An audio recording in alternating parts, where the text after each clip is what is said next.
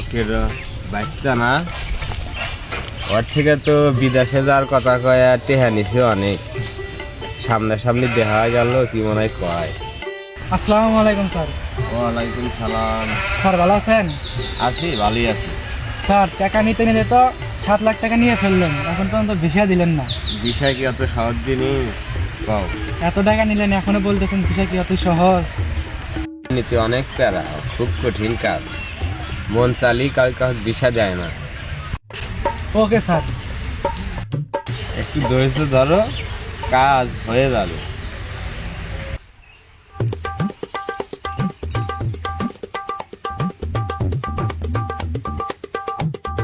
শাকিল না? হ্যাঁ, উনি কার হাতে পাচার করলে ভাই? ওই স্যারের হাতে।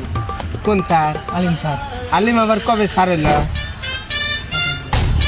তো কথা কোস না, বিদেশ যাওয়ার কথা 7 লাখ টাকা নিয়ে ফেলছে, এখন পর্যন্ত ভিসা দিতেছে না। বললে কয় দেবো।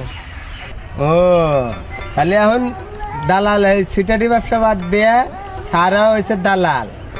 আমার মামা আজ 5 বছর হলে বিদেশ থাকে, তাই আমি দালাল এবার পারলাম না, আর রয়েছে দালাল। আচ্ছা ভাই, তুমি কোনো চিন্তা করো না, দেখে আগে আমার সিটারের হাতে দেখা হোক, তারপর জিনিসটা আমি দেখতেছি। আচ্ছা ঠিক আছে, একটু চেষ্টা করে দেখো। আচ্ছা ঠিক আছে, যাও।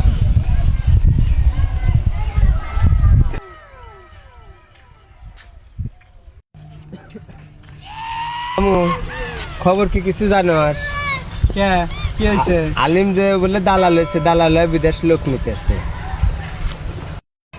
হ্যাঁ আমি তো জানি যে ও দালাল হয়েছে, আমাকেও বিদেশ নিয়ে যাওয়ার কথা করছিল, কিন্তু আমি তো জানি ও কত বড় পাকা সিটার, এই জন্য আমি একটা পয়সাও দিই নাই, আর আমি বিদেশে যাইনি। ভালোই হচ্ছে মামু। দেখ, এই শাকিল বেচারা জমি টমি নাগা দিল, ওর মিয়া গাড়ির উপর বিয়ে শাদি দেয় নাকি, ওর মাথার বাড়ি তেলা দেখা হলি কোষ। হ্যাঁ, ও সিটার তো মনে হয় দেশে না।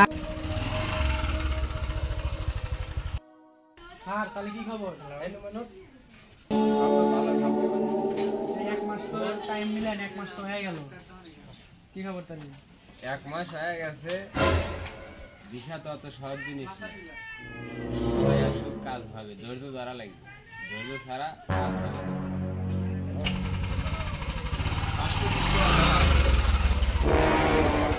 শালা আমার সর্বনাশ করে দিয়ে গেল, জীবন দুই শেষ।